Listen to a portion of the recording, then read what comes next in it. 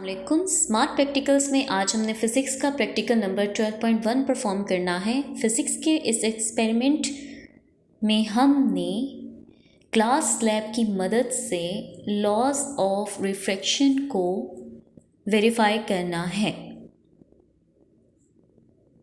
Laws of refraction हमारे पास दो हैं, तो फिज़िक्स के प्रैक्टिकल नंबर 12.1 में हम उन दोनों लॉज ऑफ रिफ्रैक्शन को वेरीफाई करेंगे। इस एक्सपेरिमेंट के लिए जो ऑपरेटर्स चाहिए उनमें शामिल हैं scale, protractor, pencil, glass slab, compass, common pins और थंब पिंस, एक ड्राइंग पेपर और ड्राइंग बोर्ड।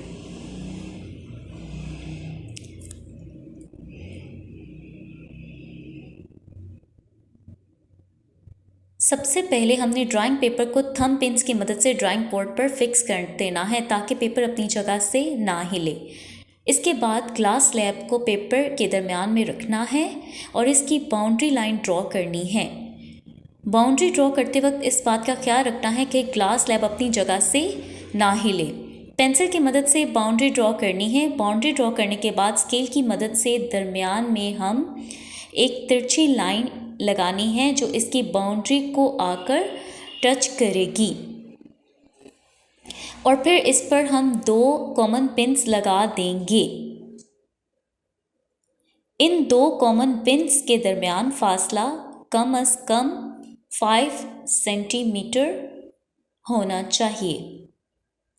हमने इस लाइन पर दो कॉमन पिंस लगा दी हैं जिनके दरमियान फासला कम अज़ कम 5 सेंटीमीटर है, यानी कि 5 सेंटीमीटर से ज़्यादा है। हमने दो कॉमन पिंस लगाई हैं जिनके दरमियान फासला 5 सेंटीमीटर से ज़्यादा है। इन पिंस को हम ए का नाम देंगे और दूसरी पिन को नाम दे देते हैं बी का।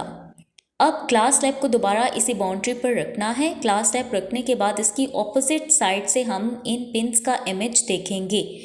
इस तरह से इमेज देखना है कि दो पिंस ए और बी दूसरी तरफ बिल्कुल सीधी नज़र आए, यानी इनका इमेज दूसरी तरफ बिल्कुल स्ट्रेट लाइन में नज़र आए।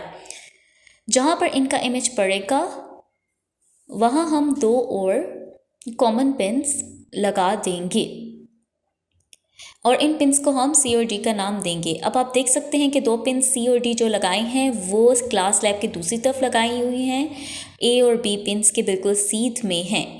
ए और बी पिंस का इमेज सी और डी पिंस के साथ बिल्कुल स्ट्रेट लाइन में है। अब आप देख सकते हैं कि चारों पिंस बिल्कुल स्ट्रेट लाइन में नज़र आ रही हैं। अब हम ग्लास स्लैब को उठा देंगे और पिंस को उठाते हुए इन पॉइंट्स पर जहाँ पिंस थी सर्कल लगा देंगे। अब दो पिंस को हमने ए और बी का नाम दिया था।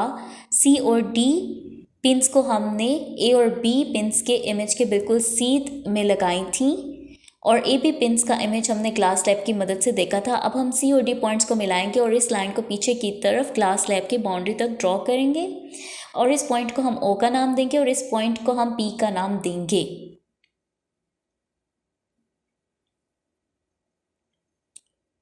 अब हम पॉइंट ओ और पॉइंट पी को आपस में ज्वाइन कर देंगे।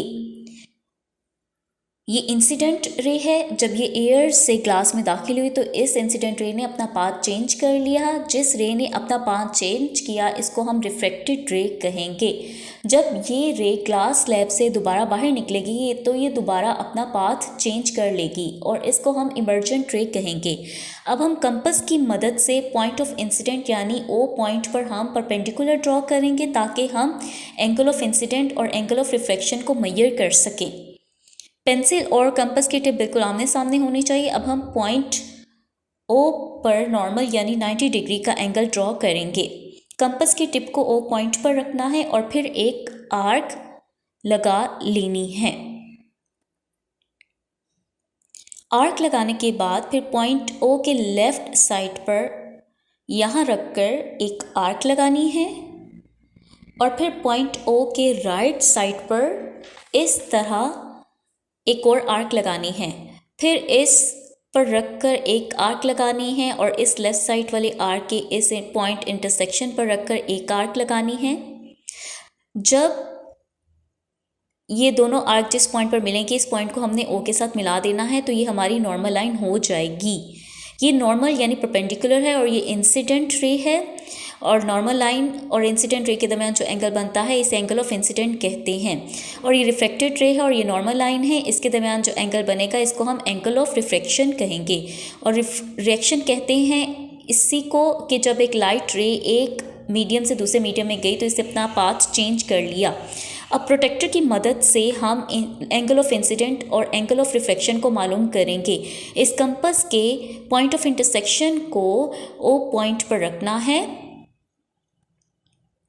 और प्रोटेक्टर का 90 डिग्री ग्लास स्लैब की बाउंड्री के साथ अटैच होना चाहिए। ये नॉर्मल लाइन थी और ये इंसिडेंट रे थी। इन दोनों के दरमियान एंगल को प्रोटेक्टर की मदद से मेजर किया तो वो 35 डिग्री आया। इसको हम एंगल ऑफ इंसिडेंट कहेंगे।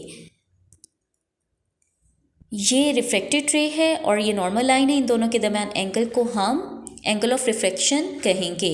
एंगल ऑफ रिफ्रैक्शन को मेजर करेंगे प्रोटेक्टर के पॉइंट ऑफ इंटरसेक्शन को ओ पर रख कर और प्रोटेक्टर की बेस लाइन को नॉर्मल लाइन पर रख कर एंगल ऑफ रिफ्रैक्शन 23 डिग्री आया।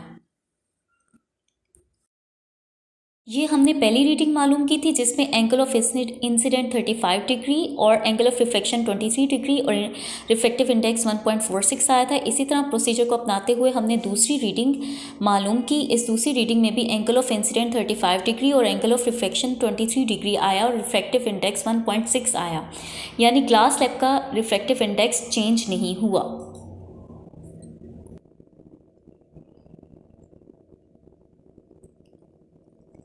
एंगल ऑफ इंसिडेंस हमारे पास 35 डिग्री आया था और एंगल ऑफ रिफ्रैक्शन हमारे पास 23 डिग्री आया। जब हम एंगल ऑफ इंसिडेंस का साइन लेंगे तो हमारे पास 0.573 आएगा और एंगल ऑफ रिफ्रैक्शन का साइन 0.390 आया। साइन एंगल ऑफ इंसिडेंट और साइन एंगल ऑफ रिफ्रैक्शन को जब हम डिवाइड करेंगे तो 1.46 आए। इसको हम रिफ्रैक्टिव इंडेक्स कहते हैं। इसी तरह दूसरी रीडिंग में भी हमारा रिफ्रैक्टिव इंडेक्स सेम आया था, यानी 1.46।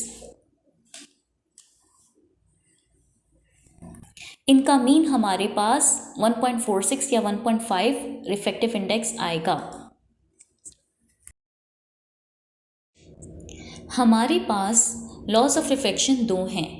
पहला ये है कि इंसिडेंट रे, रिफ्लेक्टेड रे और नॉर्मल तीनों एक ही प्लेन में होने चाहिए। आप देख रहे हैं ये तीनों एक ही XY प्लेन में हैं। और दूसरा ये है कि ratio of sine of angle of incidence and sine of angle of refraction यानी n हमेशा हमारे पास कांस्टेंट होगा सेम ग्लास स्लैब के लिए।